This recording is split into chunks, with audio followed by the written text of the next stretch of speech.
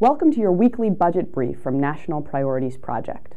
I'm Mattia Kramer, Senior Research Analyst.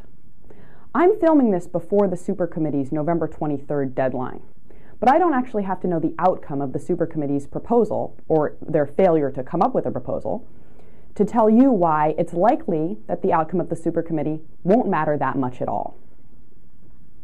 First of all, the Supercommittee is not the first special committee to be charged with the huge task of coming up with a 10-year deficit reduction plan for the federal government. But it is the first special committee to have this trigger attached to it.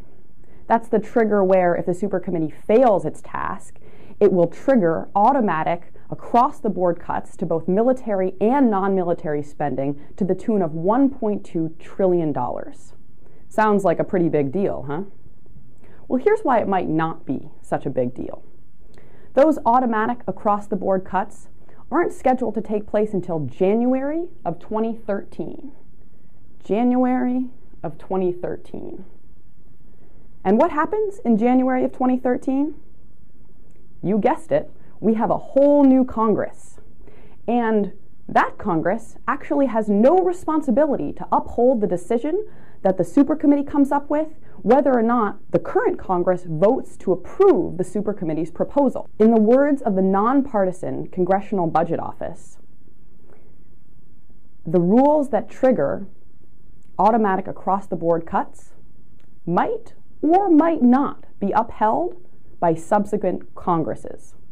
That's Washington speak for, we have no earthly idea if the Supercommittee's proposal will actually hold any water with the future Congress that takes office in January of 2013. Now here's why you shouldn't worry so much about that. It's probably not the right thing to be concerned with deficit reduction right now in the current economic climate. Actually, most economists, including this one, think that our principal concern should be reducing unemployment. And once we've got the economy back on track, then we should balance the budget. That's all for this week. Thanks for tuning in for the Budget Brief.